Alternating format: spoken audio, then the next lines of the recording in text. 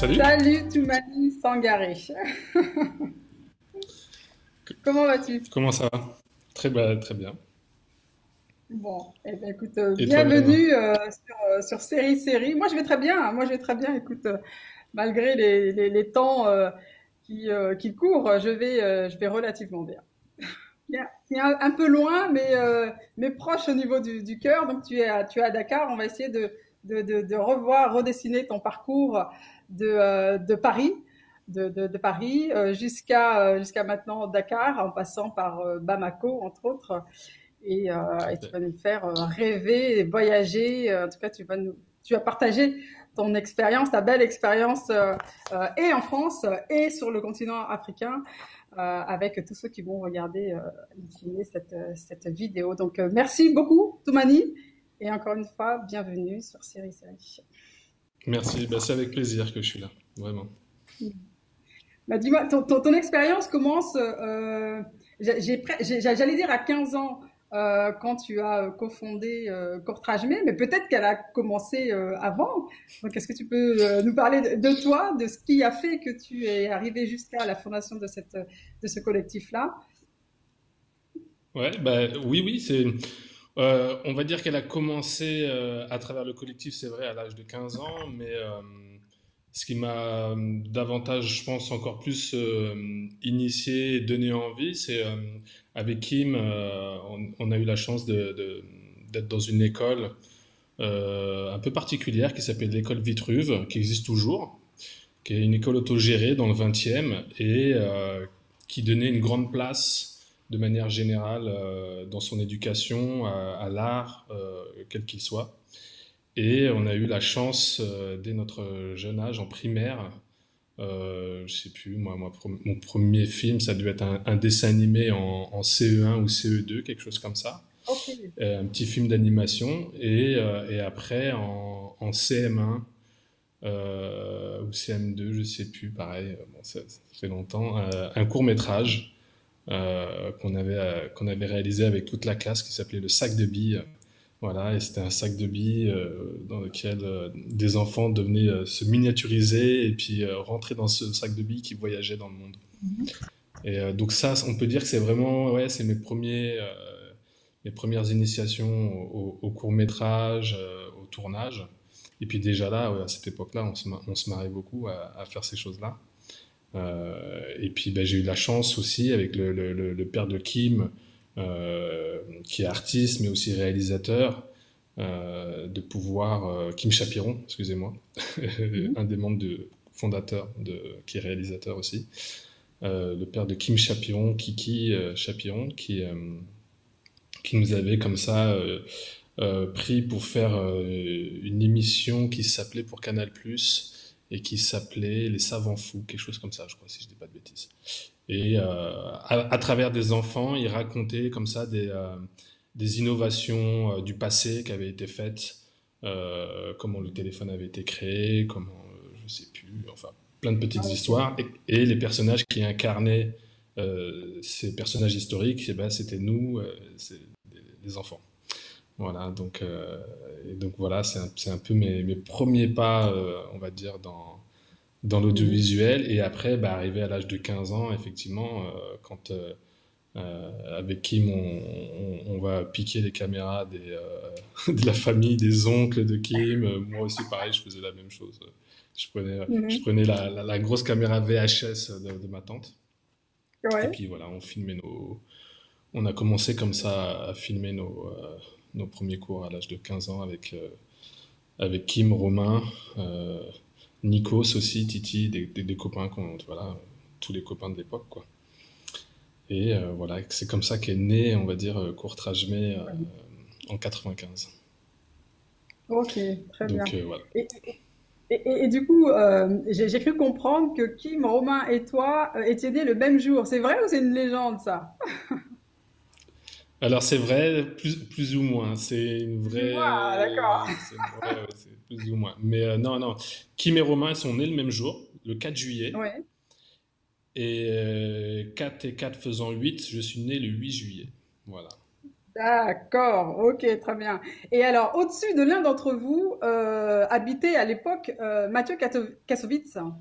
C'est Et c'est ça. peut-être Ouais. ça qui a été aussi l'un des éléments déclencheurs de la création de Courtrajmé, ou pas forcément? Vous étiez déjà lancé, ou c'est le hasard, le pur hasard, qui a fait que, en plus de cela, Mathieu habitait au-dessus et était en plein dans et la haine, la haine en tout cas, qui sortait aussi à ce moment-là. Ouais, la haine métisse, même avant, je Métis, oui, dirais, voilà.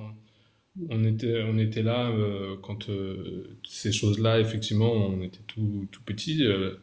Quand ces Mhm. choses-là, même ouais, d'adolescence, quand ces choses-là arrivaient avec Mathieu, qui était là, qui évoluait aussi dans le court-métrage, le long-métrage. Et oui, oui, c'est sûr que le succès de la haine, quand nous on était allés au cinéma le voir, c'était complètement euphorique. La salle vivait le film. Voilà, c'est un des rares films où effectivement, quand je suis allé en projection, les trois quarts du public réagissaient. C'était à Gambetta, dans le 20e, là, juste à côté de chez nous. Et effectivement, on voyait, et de voir ce public réagir, effectivement, ça nous a donné envie, effectivement, d'aller plus loin, au-delà du jeu, etc. De ce que nous, comme on s'en amusait, on faisait ça pendant nos vacances scolaires au tout début, donc ça restait un moment de distraction pour quand on a commencé. Et quand on a vu ce que ça provoquait chez les gens à travers le film de la haine, et puis ben, nous-mêmes aussi par la suite, en 97-98, une fois qu'on avait commencé à faire des VHS avec Kim il illustrait lui-même les VHS. Il y a des VHS, on peut dire maintenant collector, qui ont été illustrés à la main par Kim, parce que Kim Chapiron dessine énormément. Et donc du coup, et après, ces VHS est passé de main en main, on les projetait dans le foyer du lycée, dans des occasions comme ça où il y avait une télé qui Mhm. traînait. Dans nos soirées, des fois, en soirée, à l'époque, il y avait 30-40 personnes, on balançait nos VHS comme ça sur l'écran et on voyait les gens se marrer. Et donc voilà, tout ça faisant, voilà, effectivement, ça nous a vraiment donné envie quoi, d'aller plus loin et inconsciemment, je pense, d'en faire notre métier, ça c'est sûr. Ouais. Donc du coup, Courtrajmé, est-ce qu'on peut dire qu'au départ, c'est créé parce que vous avez envie, vous, de partager des émotions suite à ce que vous avez pu ressentir quand vous avez vu la haine, et sans imaginer forcément ce que pourrait devenir Courtrajmé dans le futur, en fait. C'était d'abord un partage parce qu'il y avait cette émotion à partager et finalement les choses ont avancé et bien avancé d'ailleurs. Ben oui, non, c'est exactement ça. Tu sais, quand on fait le collectif et qui prend un peu plus d'ampleur, même avec Mathieu Kassovitz et Vincent Cassel qui nous parrainent après par la suite au début des années 2000, euh, pour nous, on n'aurait jamais pensé faire évoluer le collectif de la manière dont il a évolué aujourd'hui, plus de 20 ans plus tard maintenant. Là, ça fait 25 ans maintenant que Courtrajmé existe. Donc, oui, c'est juste inimaginable. Surtout qu'il y a eu des moments qui sont normales, je veux dire, dans la vie d'un collectif. On était plus de 130 personnes, donc et puis on était tous à l'époque entre guillemets chez papa-maman. Donc quand il y a quand, chez les parents, et puis après, bah faut travailler, faut mettre du beurre dans les épinards, comme on dit. Donc Faut ça faire un change vrai les métier. objectifs de tout un chacun. Ouais. Hein? Faut faire un vrai métier. J'imagine que tu l'as entendu un peu comme nous tous. Exactement. Ouais, oui, il faut faire un vrai métier. Donc voilà, Donc, non, non, c'était. Et ça a été un moment difficile dans la transformation Enfin, quand je dis difficile, euh, les choses changeaient, quoi. Voilà, donc c'était pas. Pour certains, c'était facile, pour d'autres, Non, parce que ils ont vécu à travers le collectif, ils vivaient leur passion à travers le collectif, et maintenant que le collectif prenait une nouvelle forme, pour certains, c'est vrai que ça a été plus difficile. Voilà. Ok. Du coup, en fait, tu es cofondateur de ce collectif-là avec tes copains, on l'a bien compris. Qu'est-ce que tu attendais, toi, personnellement, de ce collectif-là? C'est-à-dire que tu te projetais en tant que cinéaste basé en France, avec une expérience que tu aurais pu mener en France, ou alors déjà, tu te voyais de toute façon ailleurs à un moment donné. Est-ce que tu imaginais pouvoir, ou devoir d'ailleurs partir sur le continent africain, ou à l'époque c'était vraiment je veux être un cinéaste comme d'autres cinéastes, un peu comme Mathieu Kassovitz aussi. Tu voulais peut-être personnellement suivre ces traces-là, ou tu t'es dit bon bah le hasard, enfin peut-être pas le hasard d'ailleurs, l'expérience me mènera là où je devrais aller. Qu'est-ce que tu te dis à ce moment-là? Comment tu te projettes en tout cas? Moi, c'est vrai que très tôt, je me suis projeté assez rapidement sur le continent, sur le Mali, parce que j'avais une volonté aussi de pas d'avoir ma singularité dans le collectif. Et c'est vrai que Kim avait un peu son identité. Il avait, d'une certaine manière même, il a créé. Hein, on peut dire que Kim a été la locomotive qui a, qui a tiré tout le monde en avant et qui a créé l'identité, euh, on va dire, de Courtrajmé, avec Romain aussi également. Mais voilà, ils avaient leur style, ils avaient déjà établi, on va dire, une certaine direction. Et moi, tout en étant aussi pareil, on va dire en respectant ce dogme, et à l'époque qu'on avait fait de Courtrajmé, il y avait un dogme Courtrajmé. Tu n'écriras pas un scénario digne de ce nom, tu feras en sorte que Jojo apparaisse. Donc ce dogme, tout en en faisant mes courts-métrages en Afrique, moi aussi j'ai essayé de me l'approprier, et puis de faire, de commencer à faire des films et des clips au Mali en particulier. Et ça, j'ai fait ça, j'ai commencé ça il y a 20 ans. Donc voilà, j'ai créé Courtrage Mais Africa il y a exactement 2000. Même avant, on peut dire. Mais ça, c'était. Enfin, mon premier clip date de 99 au Mali. Mais j'ai vraiment, on va dire, entre guillemets, institutionnalisé Courtrage Mais Africa. Où là, j'en ai essayé d'en faire une machine de guerre. C'était en 2000. Voilà. Et Ok, puis voilà, c'est. Ouais, je t'écoute. donc tu arrives à Bamako dans les années 2000, début des années 2000. Tu y vas aussi parce que ton frère est installé, j'imagine.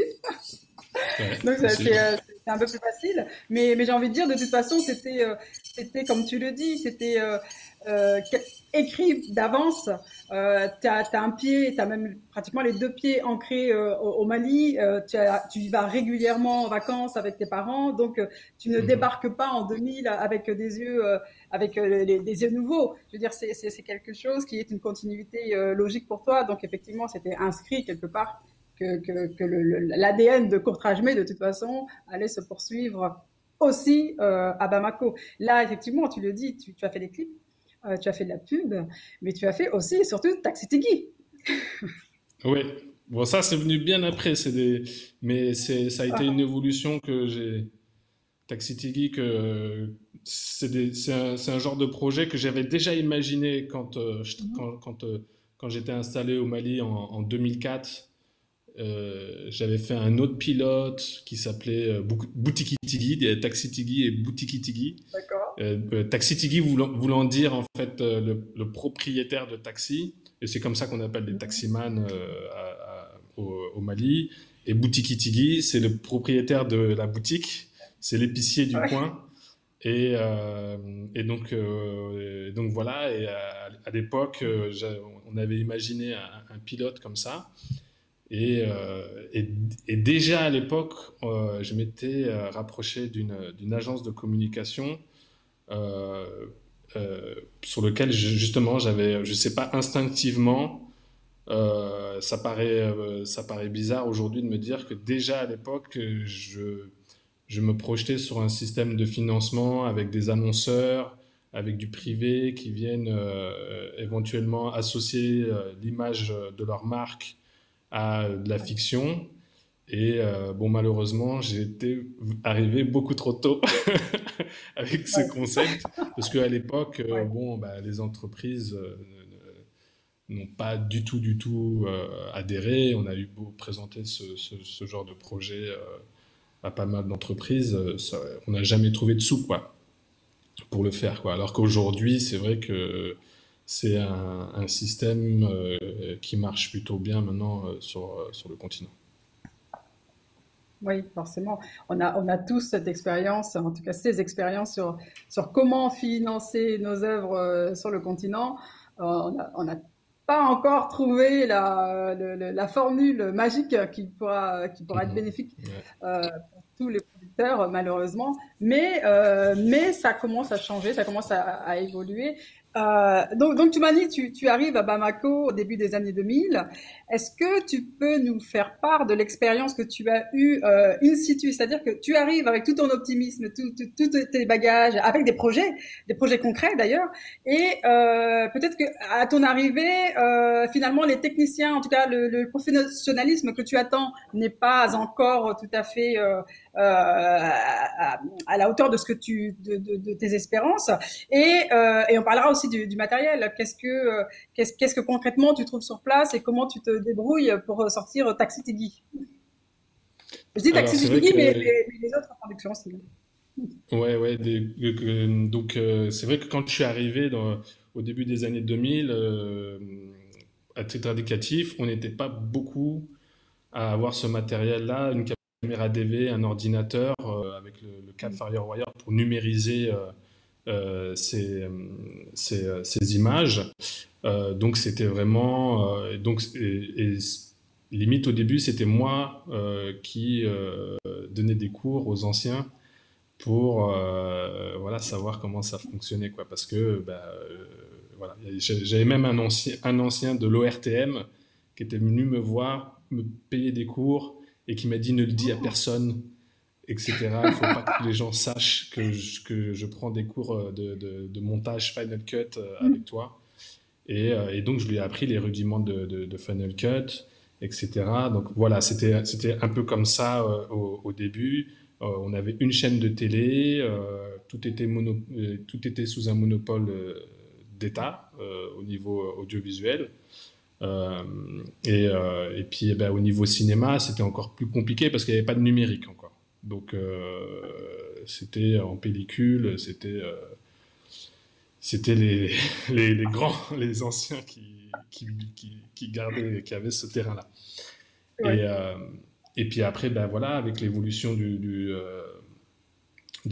numérique qu'on connaît, c'est vrai que quand je suis arrivé, quand je suis revenu, je veux dire, il y a maintenant 5 ans, 6 ans pour faire le projet Taxi Tigui au Mali, euh, j'ai découvert plein de nouveaux jeunes, des nouveaux talents, etc. Je me sentais finalement un peu moins seul qu'au début. Au début, c'est vrai que j'ai eu ce sentiment en termes Ouais. de réalisation, etc., d'être un peu seul, vraiment. Et quand je revenais à Paris, à chaque fois, j'étais content parce que ben, il y avait des Kim, il y avait des Romains, il y avait des Ladj avec qui parler, Ouais. tu vois, de Ouais. projets, quoi, qui me montaient des projets, qui m'inspiraient, vice-versa. Enfin voilà, quoi, c'était. Voilà. Et après, là, quand je suis revenu, là, il y a 6 ans, ouais, là, ça a commencé à changer, bah, déjà parce qu'avec l'Internet, il y a plein de jeunes qui se forment uniquement avec des tutos YouTube. Donc on retrouve maintenant des personnes qui ont un bon niveau. Mais après, ça manque d'expérience pratique sur des vrais projets. Personne n'avait réalisé de série telle que Taxi Tigui, un shortcom comme est Taxi Tigui, intégralement tourné en studio. Ça s'est jamais fait. Les gens tournaient uniquement en extérieur. Voilà, on a essayé d'inventer tout un système de rationalisation, d'organisation pour créer un programme de qualité et qui soit aussi financièrement viable. Parce que bah, avec Taxi Tigui, on tourne énormément d'épisodes rapidement. Si j'avais pas tourné, c'était d'abord la contrainte technique en fait de tourner en extérieur, sachant que c'est extrêmement compliqué de tourner sur la voie publique à Bamako. Pour ceux qui connaissent les villes africaines, voilà, c'est compliqué. Et, euh, et donc du coup, il y a peu d'axes routiers, et donc ces axes routiers sont très comment dire, fréquentés. De plus, si on tourne avec des personnes connues, on n'est pas à l'abri, on est en train de tourner. Ouais, salut, ouais, ouais. Ouais, D'avoir les gens qui s'arrêtent j'imagine. toutes les deux Hein. secondes. Ouais, je t'adore, ouais, je t'aime. Voilà. Donc, du coup, tout ça faisant, se projetant, tu vois, dans les faisabilités, on s'est dit, bon, vas-y, on va tourner en studio. Ouais. Et ça a été une vraie découverte pour mes équipes, pour les professionnels, pour les professionnels du Mali, qui venaient défiler dans mon studio où on a tourné Taxi Tigui et voilà. Et après, ouais, c'est devenu, c'est vrai que c'est devenu aujourd'hui une institution. On a fait 4 saisons de Taxi Tigui. C'est la seule série malienne qui a réussi à faire plus de 2 saisons et on a réussi à en faire 4. Donc voilà, on Ouais. espère faire la cinquième. C'est pas évident cette année avec la situation, les personnes qui nous accompagnent finalement c'est vrai aujourd'hui avec la crise d'autres priorités et donc ce qu'on comprend, on va essayer de laisser le temps un peu passer et puis de voir si d'ici quelques mois, on espère, avant la fin de l'année 2020, pouvoir quand même réussir à réaliser une saison 5 de Taxi Tigui, sinon bah, on attendra l'année 2021. Quoi. Voilà. C'est vrai que ce sont des problématiques que j'entends parfaitement quand tu parles de la formation. Alors, j'allais presque dire manque de compétences. En réalité, c'est pas vraiment un manque de compétences, mais c'est surtout valoriser les compétences et s'exercer. Parce que la plupart du temps, on a des gens compétents sur le continent. En tout cas, on a des gens formés, mais qui n'ont pas pu s'exercer sur du long C'est terme. ça. Il y a très peu de tournages et j'imagine qu'à Bamako, comme à l'époque à Dakar, hein, il y avait très peu de tournages et on a essayé et je vois que finalement avec Taxi TV, tu as essayé de faire la même chose aussi, mais essayer d'industrialiser aussi les tournages en mettant en place effectivement des process, de longs process, des process en tout cas à long terme. Et ce faisant, les personnes qu'on emploie vont s'exercer et se professionnaliser et augmenter en compétences. On va parler de Nogoshi parce que Nogoshi, c'est un super projet aussi. Qui a démarré en 2006 ou 2009, je sais plus, mais ce que je sais, c'est qu'il a pris pratiquement 10 ans. Donc il a dû commencer du côté de 2009. Ouais, Bon, ouais, avant ouais. même. Ouais, ouais, Ouais, ouais. Oui, oui, Nogoshi, bon, c'est mon petit bébé que j'ai que j'ai choyé, que j'ai gardé comme ça que j'ai couvé pendant des années.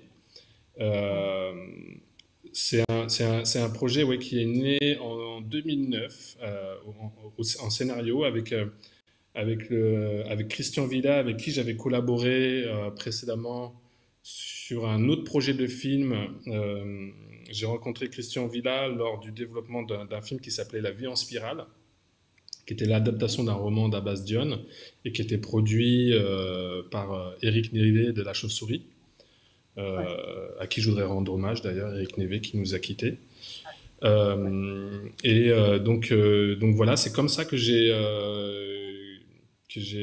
commencé à développer le cinéma. Et du coup, avec Christian, quand on a terminé La vie en spirale, qui n'a pas vu le jour finalement, ce projet-là, on, lui aussi adorait énormément comment dire, le mystique, l'Afrique, etc. Et donc, du coup, je lui ai proposé de ce projet, Nogoshi, qui s'appelait au début le lièvre, la lionne et le chat, inspiré, parce qu'au début, on voulait vraiment faire un western. Un Ok. western, on avait appelé ça un western mafé. Voilà, on s'inspirait des codes vraiment du western hollywoodien, western spaghetti, Sergio Leone, etc. Uh-huh. Et le réadapter dans un contexte africain, sachant que c'est la même époque Mhm. qu'on a établi.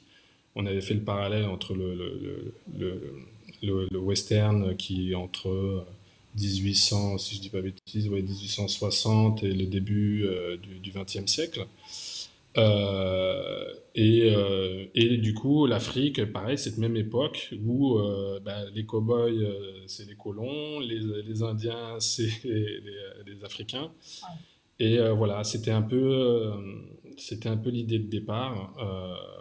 Et on avait ce trio qui est toujours aussi dans Nogoshi, hein, le colonel, le personnage de Waraba et le personnage de Sibiri, et qui était voilà, qui était initialement le lièvre Sibiri, le chacal le colonel et Waraba la lionne. Voilà. Et donc ça, c'est né en 2009. J'ai tout essayé, je suis passé voir pas mal de boîtes de prod. À l'époque, j'étais revenu sur Paris. J'étais encore dans l'espoir que on puisse faire du cinéma en Afrique Mhm. produit depuis la France. Je dis bien du cinéma en Afrique et pas du cinéma africain. Pour moi, le cinéma africain n'existe pas. On a voulu créer un genre qu'on appelle le cinéma africain, mais ce n'est pas un genre, le cinéma africain. Donc moi, c'était un film western, le genre c'était un western, c'était en Afrique. Et puis Ouais. sachant que je suis aussi français à part entière. Voilà. Donc ouais, et voilà, donc du coup, j'avais ça sous le coude et il y a 6 ans, quand je suis revenu m'installer, après l'aventure Taxi Tigui, après avoir lancé l'aventure Taxi Tigui, Mhm. j'ai lancé Nogoshi. Et voilà, ça a été... euh, ouais, c'était quelque chose que je voulais faire absolument. Je savais que c'était le seul moyen finalement de le faire. Parce que même encore aujourd'hui, il y a 10 ans, c'était encore plus difficile. Même encore aujourd'hui, faire des films de ce genre, c'est un film, Nogoshi étant un film d'aventure fantastique, Mhm. c'est une mission impossible. Aujourd'hui, on va dire les organismes qui financent le cinéma en Afrique, de mon point de vue, de mon point de vue, je dis bien,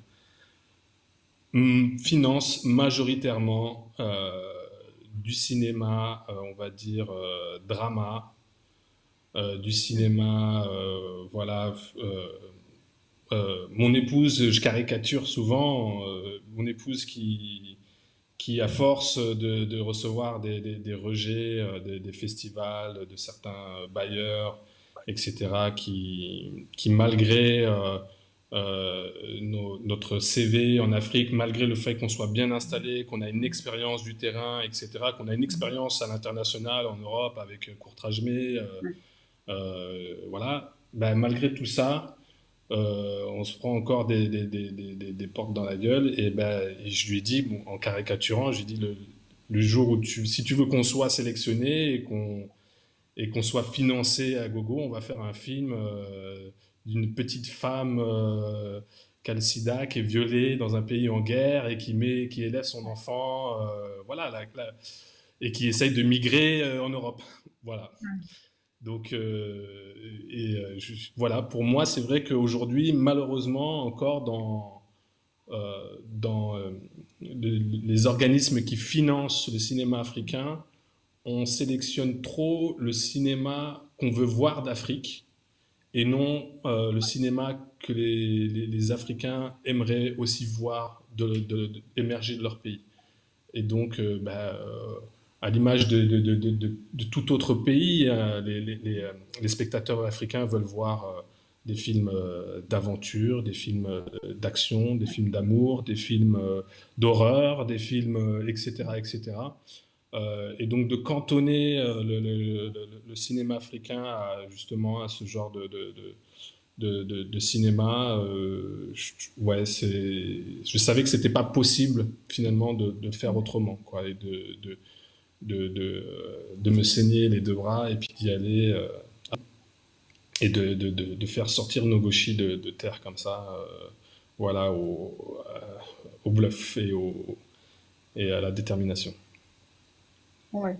Donc du coup, toi, tu prends quand même tes armes, ton équipe, tu montes de toute façon ton projet, tu montes ton film et tu sors ce film, tu le sors en salle et il est bien accueilli en 2019. Je voulais te poser une question. Quand tu tournes ce film, et d'ailleurs, je vais faire une toute petite parenthèse parce que pour ceux qui sont curieux, il y a un super making-of qu'on peut trouver sur YouTube qui est génial, qui dure 25 minutes en plus, il est super complet. Mais on est vraiment plongé dans cette aventure. Et justement, ma question qui rappelle un peu la question précédente sur Taxi TV, c'est au moment où tu tournes Nogoshi, tu te dis on est prêt maintenant au Mali à produire ce genre de grosses productions. C'est pour ça que je peux le faire maintenant. Ou tu pars quand même à l'aventure en te disant bon, je sais pas du tout ce que ça va donner à la fin, mais à un moment donné, il faut y aller. Est-ce qu'au contraire, c'est parti d'un constat, le constat qui est de se dire bon bah maintenant on est prêt et on peut supporter ce genre de production, ou alors tu y vas à l'arrache et à l'aventure parce que tu es de Ben, Toumani et que ça ne peut t'arrêter. un peu des deux, un peu des deux. Il y a évidemment des facilités, des choses aujourd'hui, des jeunes qui connaissent un petit peu, qui ont des petites expériences et tout, etc. Donc voilà, des comédiens, même chose. Voilà, j'ai eu la chance aussi quand même d'avoir des gens, des techniciens extrêmement expérimentés comme Soussaba Ologem, Abdou Ologem, Kibili qui était machino, électro, et qui ont vraiment de l'expérience en termes de long métrage. Donc voilà, je me suis quand même appuyé sur certaines personnes clés pour pouvoir faire ce film sereinement. Et là, c'est vrai que j'étais pas inquiet. Et j'ai eu par contre une chance énorme avec Nourou Sarr, le chef opérateur, euh, que j'ai découvert au début du film, quoi. J'avais initialement proposé le projet à un autre jeune chef opérateur sénégalais avec qui j'avais travaillé, qui s'appelait Amat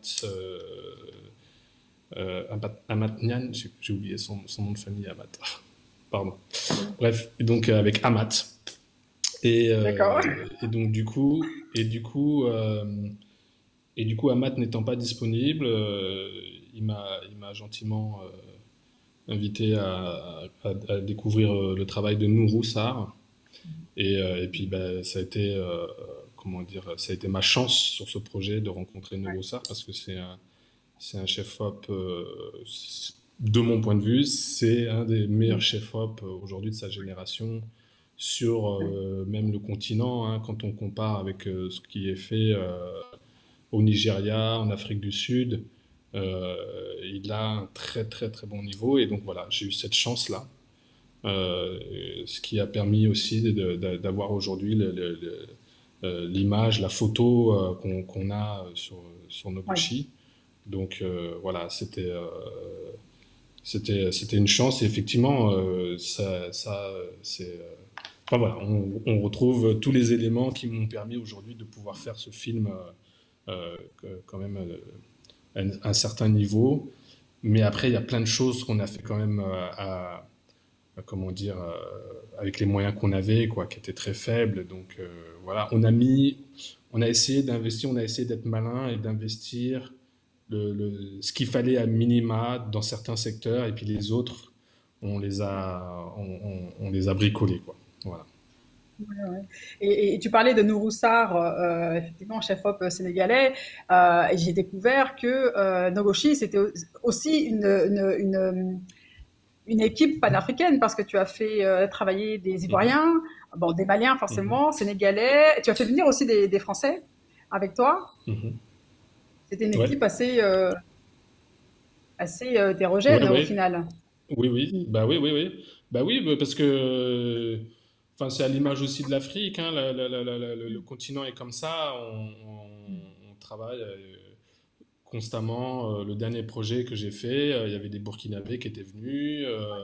Enfin voilà, le casting était panafricain, donc on avait des comédiens ivoiriens, burkinabés, etc. C'est vraiment à l'image aujourd'hui de ce qui se fait sur ce qui se fait sur le continent, dans n'importe quel secteur. Les compétences voyagent extrêmement dans la sous-région, donc pour moi, c'était normal d'aller demander à gauche, à droite, sachant que sur place, je savais que j'avais pas les ressources euh, de personnes qui avaient de l'expérience de ça, surtout dans le numérique. C'est vrai que au Mali, donc on avait des techniciens quand même qui avaient de la bouteille, hein, mais ils étaient très expérimentés en pellicule, etc. Euh, Mon chef électro, quand on a éclairé certaines scènes, on avait deux caméras RED pour tourner nos Mhm. gauchis. Et quand on a tourné certaines scènes, euh, il commençait à sortir plein de lumière et tout, etc. Et puis chaque fois, il dit non, non, on n'a pas besoin de tout ça. Et tout. Mais comment ça, c'est pas possible, il n'y a pas assez de lumière. Ouais, Ça ne va pas rentrer, ouais. on va pas pouvoir éclairer. Il dit, si, si, t'inquiète, on a un diaph à tac, vas-y, envoie la sauce. Et puis lui, il était bluffé de voir comment les nouvelles générations de caméras étaient 1000 fois plus sensibles que bah, déjà la pellicule ou même les premières générations de caméras numériques, quoi. Voilà. Alors après Nogoshi, enfin quelques années, en tout cas après Nogoshi, tu es repéré, tu es repéré par Canal, par le groupe Lagardère, et aussi parce qu'on se rencontre lors d'un FESPACO. Durant lequel j'échange beaucoup avec ton épouse, que je revois aussi ultérieurement. Et entre-temps, elle partage avec moi le premier work in progress de Nogoshi. Et il se trouve qu'à l'époque, nous, on est en train de monter un pool d'auteurs hein, pour la série Sakoi Mangan, qu'on Mhm. tournera ensemble à Dakar. Donc tu fais un pas du Mali au Sénégal. Comment Exactement. tu as un petit pas, certes, parce qu'on n'est pas si loin que ça, mais, euh, mais comment tu vis justement le fait d'avoir été approché pour une série au Sénégal avec toute autre équipe, avec d'autres usages, une autre manière, j'imagine aussi, de travailler, parce que le Mali et le Sénégal sont certes mitoyens, mais on a peut-être des mentalités différentes de part et d'autre. Comment est-ce que toi, déjà, comment tu prends cette nouvelle, Sakoi Mangan, qui est une création originale pour Canal+, qui compte 8 épisodes de 52 minutes. Tu en réalises 2. Comment tu prends déjà le fait qu'on t'ait approché et comment tu vis cette expérience à Dakar, et on va poursuivre après à Dakar parce que finalement, tu tombes amoureux de la ville. Je connaissais Dakar avant parce que c'était un endroit quand même D'accord. où j'avais déjà tourné avant Saho et Morgan, j'avais déjà tourné 3 clips à Ok. Dakar, 3 ou 4 clips même. Donc et puis j'ai découvert aussi Dakar ma toute première fois à Bamako en 2002-2003, et un ami Ok. sénégalais m'invite à venir à Dakar. On prend le train, le fameux train Ah oui. Bamako-Dakar. C'est extrêmement, je le recommande à personne. Ne prenez pas le Oui, mais train. à l'époque, c'était une excuse. À l'époque, tu n'avais pas de sous. Oui, j'avais pas exactement. Non, non, si, je suis rentré en avion après. Ah bah Je suis parti d'accord. en train, mais je suis rentré en avion après. Ah si, si, si. Ok. Et du coup, et donc voilà, non, non, j'aimais déjà quand même particulièrement Dakar. Donc quand on m'a proposé ce projet, quand Canal+ m'a proposé ce projet à, à Dakar, évidemment, j'étais sous le charme, le concept même du projet, qui était entre guillemets X-Files, un mélange de CSI, X-Files à Dakar.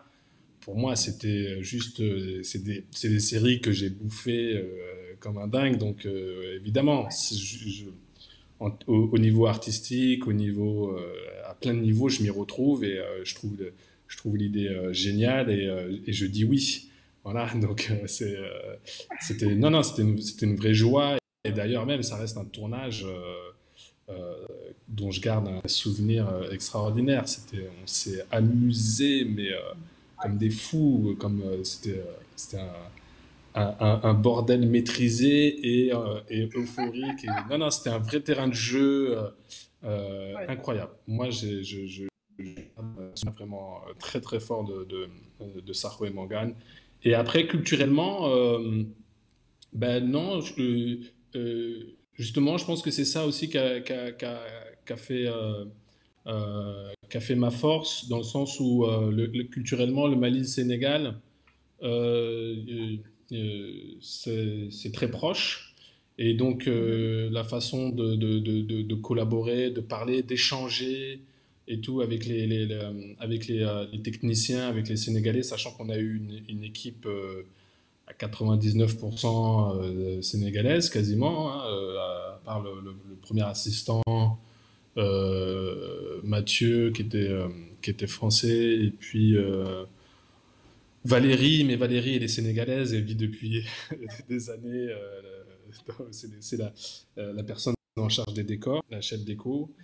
D'accord. Mhm. Voilà, bon, ouais, c'était une équipe sénégalaise. Donc j'ai pas eu de problème à ce niveau-là. C'était assez, et justement d'avoir vécu le Mali. euh, euh, des fois comment dire, la diplomatie qu'il faut avoir, enfin voilà, on peut pas bosser, parler exactement pareil comme on parle Mhm. avec une équipe française. Ouais.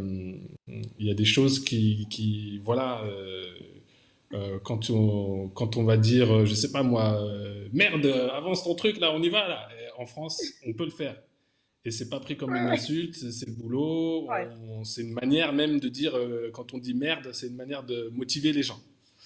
Alors que au Sénégal, au Mali, c'est pas du tout la même chose. Quand on dit merde, c'est pris au premier degré. Et, Tout voilà. à fait. Donc du coup, voilà. Et ça, effectivement, d'avoir eu déjà mes expériences maliennes, d'avoir commencé un peu en bas pour monter, évoluer au Mali et tout, etc., comprendre les codes. Quand je suis arrivé avec mon équipe, c'était génial, quoi. On s'est amusé comme des fous. Non, non, c'était cool. C'était cool. En tout cas, sache que les équipes ont gardé un superbe souvenir de toi. Parce que moi, je sais que en parlant à certains techniciens après, c'était oh là là, Toumani, c'est le plus cool. Avec lui, ça glisse. Du coup, je me suis posé la question. Je me suis dit, est-ce que c'est pas son passif courtrage-mais où on a l'impression que effectivement vous formez cette tribu où tout a l'air cool.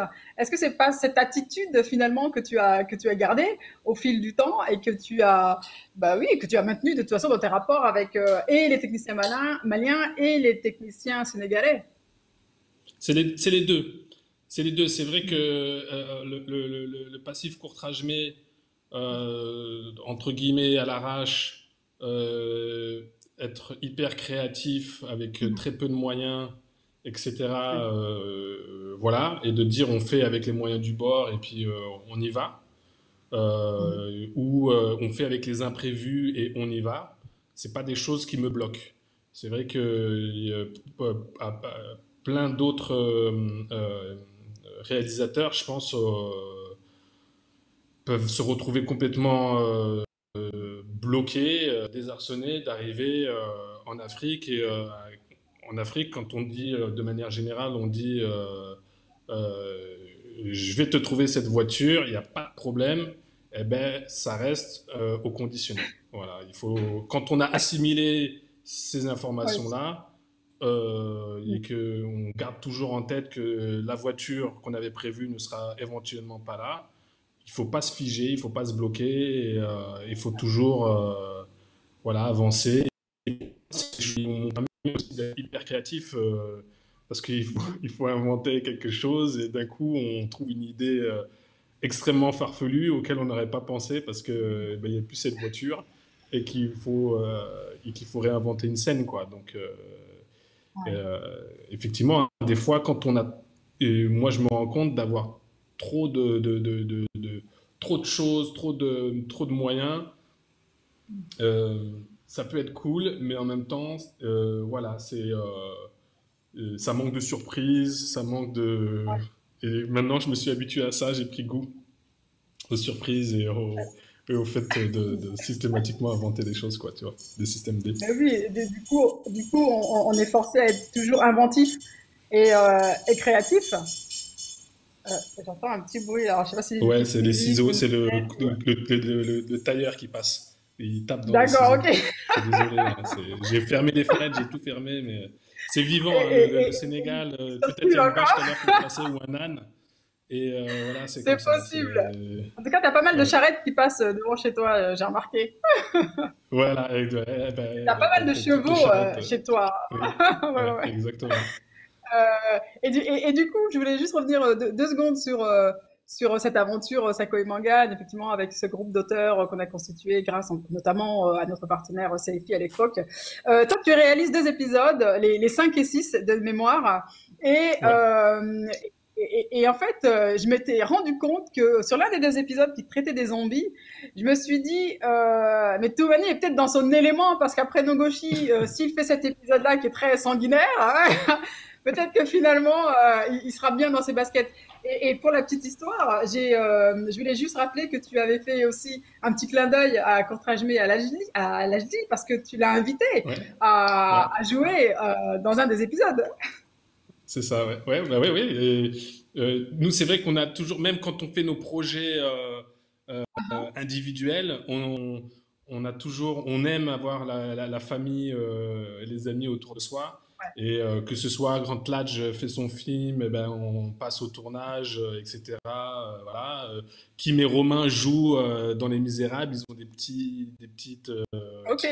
des petites, comment dire, des petits rôles dedans. Moi, je suis arrivé un peu trop tard. Je suis arrivé la dernière semaine de tournage. Ils étaient déjà dans les scènes, dans le tournage des Misérables, ils étaient déjà dans les scènes de révolte, etc. Donc, il n'y avait plus trop de moyens de me caser. Mais j'avais déjà, normalement, j'avais un rôle, j'avais un rôle qui était prévu. Et donc voilà. Et puis naturellement, ouais, quand on tourne, il y a Ladj et Alexis aussi qui tournent dans Sarko et Mangan, qui ont une petite apparition. Ladj un peu plus. Mais Ouais. Alexis, il a vraiment une petite apparition. Il est un des 2 flics là qui se fait assassiner. Parce qu'il n'y avait pas moyen. Déjà, on a réussi à faire jouer un mec blanc dans la série, donc c'était facile. Il n'y avait pas beaucoup de rôles de blanc. Et, euh, et donc voilà, c'était. Non, non, ça a été un vrai kiff quoi, de faire ça en famille et tout, c'est top. Super. Et c'est à la suite de Sakoi Mangan que tu déménages avec toute ta famille à Dakar. Tu déménages Ouais, à Dakar. après ça, voilà, ouais. Et, Après Saho et Mangan, c'est ça, ouais. Et c'est comment dire, c'est bah, l'expérience est vraiment géniale.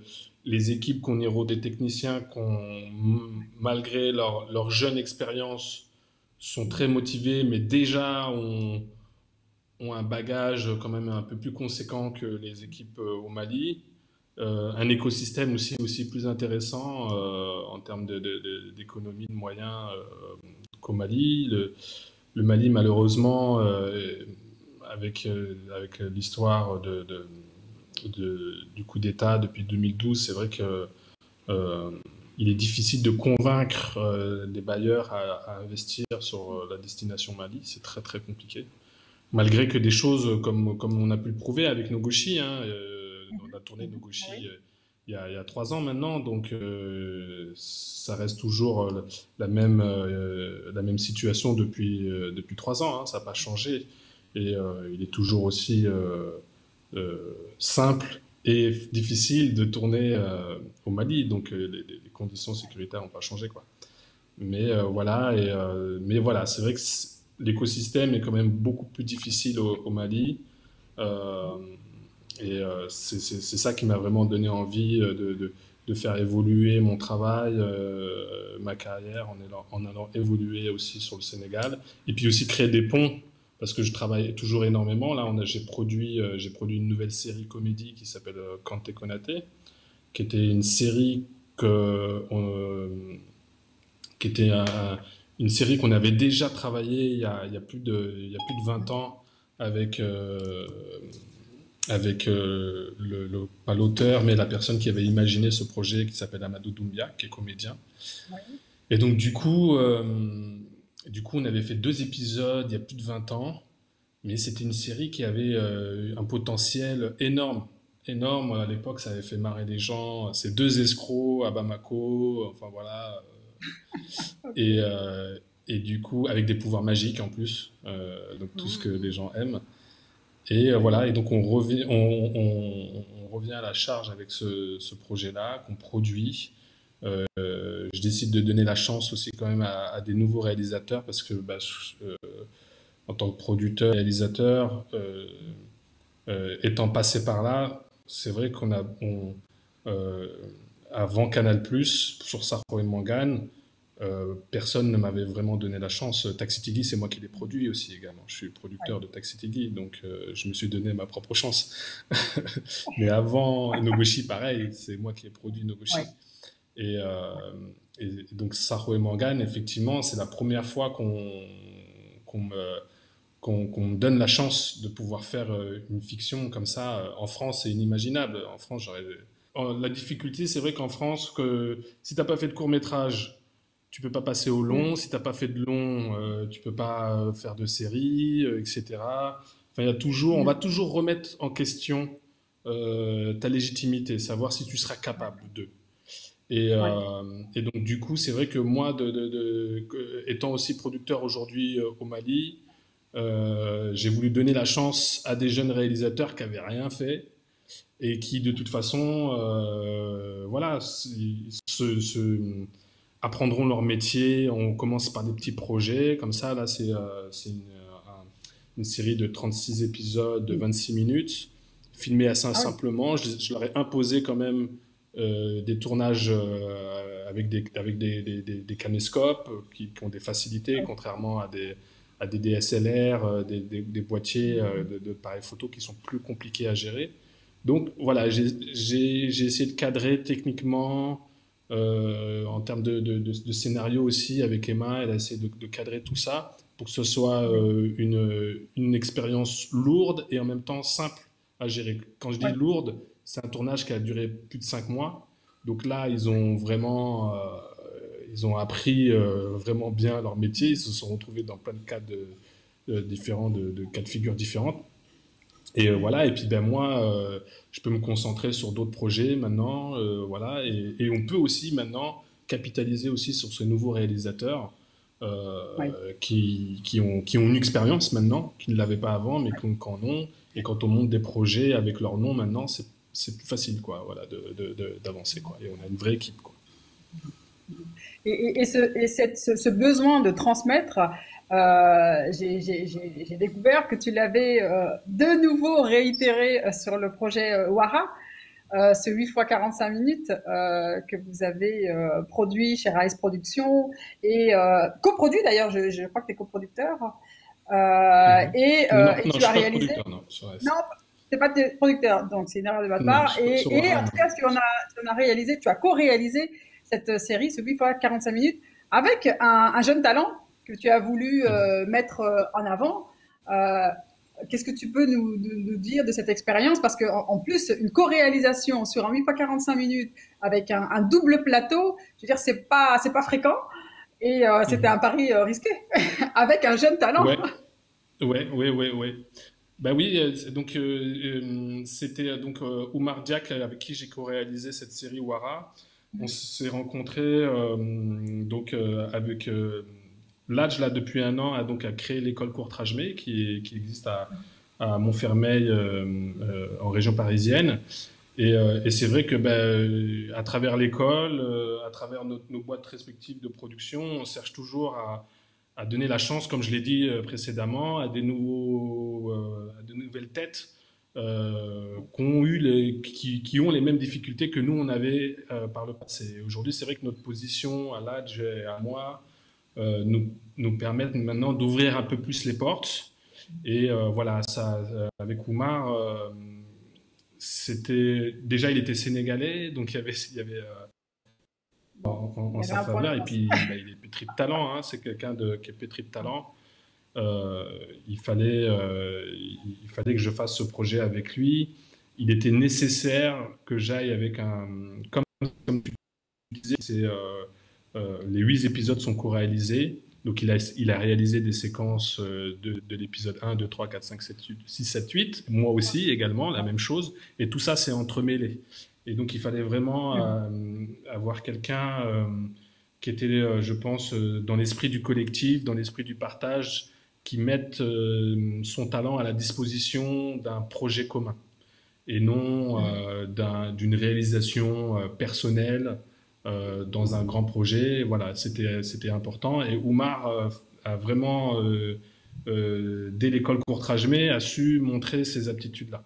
Et donc voilà, c'est pour ça que j'ai réussi enfin, que j'ai essayé de convaincre la boîte de production. C'était pas évident. Au début, ça devait être Ladj qui devait co-réaliser la série Wara avec moi. Et bon, bah, évidemment, avec le succès des Misérables, c'était plus du tout possible. Son agenda ministériel, présidentiel, Ouais, était, nous a bloqués. Et voilà, et donc j'ai profité un peu de cette opportunité pour proposer ce profil à la prod, mais qui était intéressé parce qu'ils avaient déjà, surtout Charlie Belletto, qui est le showrunner, qui a aussi beaucoup milité pour ça. Charlie est quelqu'un euh, qui aime vraiment donner la chance et faire en sorte que des nouvelles têtes apprennent sur le terrain, sur du concret. Voilà, même s'il n'y a pas le CV, même s'il y a voilà, le projet de C'est la vie qu'il a créé avec Kiwoo Productions ici au Sénégal, ils ont fait travailler énormément de techniciens qui n'avaient pas d'expérience et qui ont appris avec cette série. Et aujourd'hui, maintenant, ces techniciens sont aguerris grâce à ce projet-là. Et tout à donc, fait. du coup, quand j'ai ramené Oumar, ça s'est fait naturellement. Ils ont dit, OK, on tente aussi l'expérience avec Oumar. Ok. Et du coup, pour le mot de la fin, parce qu'il nous reste encore très très peu de temps, voire plus du tout, qu'est-ce qu'on peut te souhaiter pour le futur? Et aussi, est-ce que ta route ne va pas s'arrêter à Dakar? Peut-être qu'il y aura un Abidjan en phase 3 pour toi et toute ta famille d'ailleurs. Qu'est-ce qu'on peut te souhaiter et comment tu te projettes là dans les 5 années à venir? Ben ouais, évidemment, sur le continent, on a cette année avec l'Adj la chance de pouvoir créer l'école Courtrajmé à Dakar, qui va voir le jour là début 2021. Mhm. L'idée, c'est de créer aussi d'autres écoles dans la sous-région et de faire bénéficier du réseau qu'on a aujourd'hui, réseau Courtrajmé en France, réseau Courtrajmé en Afrique pour pouvoir amplifier justement voilà, cet apprentissage, ce réseau de professionnels. Donc voilà, non, c'est sûr, on sera à Abidjan bientôt, on avance. Donc voilà, Super. c'est ça qu'il faut me souhaiter, c'est que l'école fasse plein de petits bébés dans d'autres écoles partout, dans tout le continent. Ok, et qu'on crée énormément de ponts entre toutes ces écoles, hein, à Mhm. travers l'Afrique et ailleurs. Exactement. Eh bien, merci, Toani, merci beaucoup. Merci, merci à toi. Bye.